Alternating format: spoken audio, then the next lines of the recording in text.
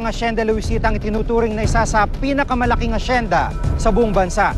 Sa loob ng ilang dekada, isa ito sa pinaka-pinagtalunan at pinaka-pinag-usapang lupang agraryo. Sagot na nga ba ang desisyon ng Korte Suprema sa lupang matagal nang ipinaglaban at inaasam ng mga magsasaka?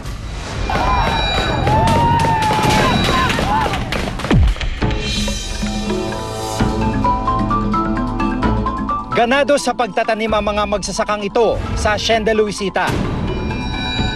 Ang mga bagong punlang itinatanim nila, simbolo raw ng bagong simula para sa mga magsasaka. Dekada na binilang ng kanilang mga kamay sa pagbubungkal at pagtatanim sa lupa ng asyenda.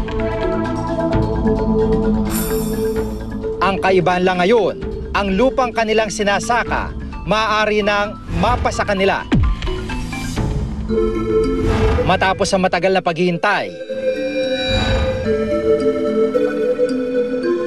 ipinag-utos ng Korte Suprema na kailangang ipamahagi sa mga magsasaka ang asyenda. Ang desisyon ng Korte Suprema ay nagbibigay ng malaking pag-asa para sa mga magsasaka dito sa Hacienda Luisita. Nakalipas na mahigit 2 dekada ay makukuha na nila ang lupang sarili nilang bubungkalin.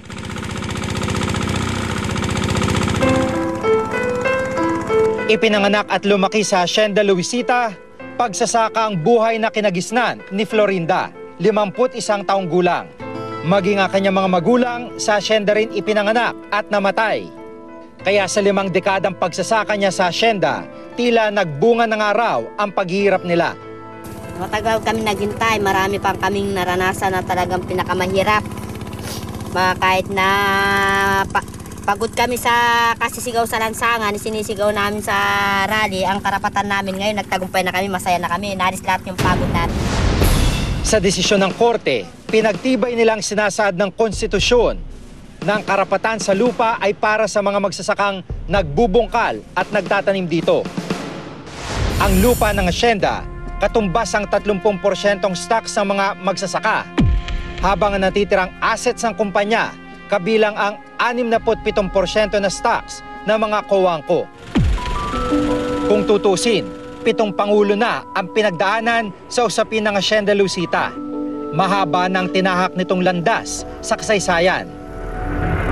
1957 nang mabili ng pamilya Cojuangco sa mga Kastila ang asyenda sa probisyong kailangang may pamahagi ang lupa sa mga magsasaka nito matapos ang 10 taon. Pero pagsapit ng 1967, walang lupang naipamigay. 1986, bit-bit ang reforma sa lupa bilang isa sa kanyang mga programa na iluklok si Cory Aquino bilang Pangulo ng Bansa. Pero matapos ang 11 buwan, naganap ang Menjola Massacre. Ang panawagan sa reforma sa lupa nauwi sa pagkasawi ng 13 ralista. 1989, sa ilalim ng Administrasyong Aquino, naisabatas ang Comprehensive Agrarian Reform Program o CARP. Sa ilalim nito, dapat ipamahagi ng landowners ang kanilang mga lupang sakahan sa kanilang mga tenant farmers sa loob ng 10 taon. Nang taon ding iyon, mahigit 90% ng mga magsasaka ng Hacienda Luisita pumayag sa SDO agreement. Sa sistema ng SDO, hindi lupa ang ipapamahagi sa mga magsasaka, kundi shares of stock ang paghahati-hatian. Sa paglipas ng panahon, dahil sa kakarampot na kitang nakukuha ng mga magsasaka mula sa SDO, hiniling din ng mga magsasakang cancelain ito. Pero ang panawagan, nauwi sa karahasan na maganap ang tinaguriang Hacienda Luisita Massacre noong 2004. 2010, nagsagawa ng referendum ang Hacienda Luisita Management kung SDO o lupa ang gusto ng mga magsasaka. Mas marami ang pumili sa SDO. Hulyo ngayong taon, pinabura ng Korte Supremang naunang utos ng PARC na ipamigay ang lupa at ibasura ang SDO. Iniutos din ng Korte na magsagawa ng referendum para papiliin ang mga magsasaka kung stocks o lupang sakahan. Pero mapila mga magsasaka para lupa na ang ipamigay. Hanggang sa iutos na ng Korte kamakailan na ipamigay na ang lupa sa mga magsasaka kung saan mahigit 6,000 farmer beneficiaries ang sinasabing mabibiyayaan. Itinuturing na isa sa pinakamalaking asyenda sa bansa. Humigit kumulang 5,000 hektarya ng agricultural land ang Hacienda Luisita. Katumbas nito ang halos pinagsamang lawak ng mga lungsod ng Maynila at Makati. I'm still trying to check the records. If I'm not mistaken, this is the first time we're doing 4,000 hectares in one go. So this is going to be tough. This is going to be hard. That's why we're implementing, we're planning new ways to do this. Like how do you do the survey? How will you do the census? How do you make this transparent? Kung pantay-hatiin ng lupa sa mga magsasaka, bawat benepisyaryo makakatanggap ng hindi palalagpas ng 1 hektarya. We always respect and we shall abide by the decision once it becomes final and executory. Magandang pakinggan. Ito, may titulo na ako, pangalan ko. Yung gagawin mo doon at kung anong kapakipakinabang, ikaw na ngayong mag-isa lamang ang magpapasya. Ganun ang nakikita natin. Pero para kay Florinda, lubos na mas kikita sila kung sa kanilang lupa kaysa maging swelduhan ng asyenda. Sapat na yung hindi gaya noon na nagtatrabaho kami sa tubuhan. Yun nga sinasabi ko, ang nilalabas namin noon 9.50 centavos. Anong mabibili ng 9.50 centavos? Pero ngayon, kung masipag kang magtanim, itinda mo, iikot mo lang sa barangay, itinda mo lang. Meron ka ng bigas, meron ka ng walang panggamit sa bahay. Kaya mas masarap ngayon ang buhay namin kesa noon. Pero mas kinababahala ng mga magsasaka, ang matagal ng inaasahang lupa, kailangan pa rin pala nilang bayaran. Sa isang talumpati ni Pangulong Noynoy Aquino matapos lumabas ang desisyon ng Korte Suprema, iginit niyang kinakailangan din mabigyan ng sapat na kompensasyon ang mga dating may-ari ng asyenda. Huwag natin ubusin yung kapital, ibig sabihin, meron just compensation. Para naman yung dating may nagmamayari ng lupa, ay hindi mo inagawa ng lupa, piyaran mo ng tama, yung kanyang kapital na ibalik sa kanya, pwede mapuhunan sa ibang mga industriya, makakatulong sa pagdadagdag na hanap buhay sa ating bansa. Sa ilalim kasi ng Executive Order 229 ni dating Pangulong Aquino, itinatakda rin ang kompensasyon para sa landowners na mababawian ng lupa. Bago may pamahagi sa mga magsasaka ang lupang nakapailalim sa CARP, kinakailangan bayaran ng mga magsasaka ang landowners sa pinagkasunduang halaga na magkabilang panig at gobyerno. Sa kaso ng Hacienda Luisita, 30 taon ang ibinigay na palugit sa mga magsasaka para mabayaran ng lupa. There's already an implicit subsidy under the Comprehensive Agrarian Reform. Not implicit, an explicit subsidy, because in the normal course of things, the landowner is paid 10 years, the farmer pays 30 years. So at even though piso for piso, dun pa lang sa haba ng panahon, meron na agad subsidy explicit. Hindi rin pwedeng ibenta ng farmer beneficiaries ang lupa sa loob ng 10 taon. At kapag hindi nabayaran ng mga magsasaka ang itinakdang halaga, Pagka hindi nakapagbayad, pwedeng bawiin yung lupa mula sa kanya. Paano namin babayarin yun? Etong na magsasaka ka, inutang lang namin. Ano pang matitira sa pagkain sa pamilya namin? Yung pangangailangan namin sa buhay namin, ano pang babayad namin? pero git ng kampo ng Hacienda Luisita Incorporated, masyado raw maliit ang halagang itinakdang bayaran ng magsasaka. Sa utos ng Korte Suprema, nakabatay ang halaga na kailangang bayaran sa Hacienda Luisita sa 1989 fair market value ng lupa. Nagkakahalaga ito ng 160,000 pesos kada hektarya. Yung DAR, ang sabi nila, 16 pesos per square meter lang. Sinabi namin, yung mga bentano, kamukha yung pagbibili ng SC-Tex, yung Hacienda Exit. Nakita mo naman yun, no? 100 pesos per square meter yun eh. That was somewhere in 2004.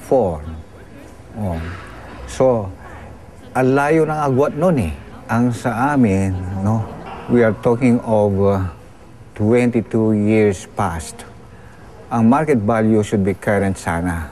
Tinitingnan namin yung valuation nga, yung just compensation, na magiging topic ng possible motion for reconsideration sa Korte Suprema. Para baka sakali, tingnan uli ng Korte Suprema ang basihan doon sa valuation. Pero ang pangamba ng mga magsasaka, hindi pa natatapos ang babayarang halaga. Benepisyaryo rin ng asyenda ang grupo ng mga magsasakang ito. Katunayan, stockholders din sila ng Hacienda Luisita. Pero hindi raw sila kabilang sa mga mabibiyayaan ng lupang sakahan. Wala. Sa mahigit 10,000 kasing farmer beneficiaries ng Hacienda Luisita, mahigit 6,000 lamang ang kinonsidera ng Korte Suprema. Sila mga benepisyaryong nakapirma sa 1989 Memorandum of Agreement o MOA ng Hacienda Luisita para sa stock distribution option noon. Ang nalalabi kasing mahigit 4,000 iba pang magsasaka nagsimulang magtrabaho sa asyenda matapos ang MOA.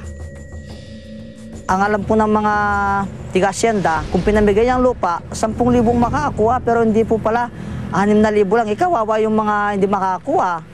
Halimbawa, sir, 10,000 tayong beneficiary ngayon, mahigit. Tapos 6,000 ang bibigyan, di ba magkakagulo? Ayon sa desisyon ng Korte Suprema, mananatili naman daw stockholders ang mahigit 4,000 magsasaka. Baka hindi man masaka yan, baka agawin ng 4,000, magkakagulo kami. O, ano pagtatrabawin namin, sir, kung bibigay na? Sigurado magkakamatayan doon, sir, kung pag ganun nangyari. Ayaw nilang mga tao yun. Kaya para sa grupo, ilalaban din nila ang kanilang karapatan para sa lupa. Kaya kung kami tinatanong siya talaga, ang maganda, magre-request kami sa Supreme Court, pumunta sa barangay bago ipairal yung naging desisyon ng Supreme Court para alam nila talaga kung anong gusto talaga ng mga tao.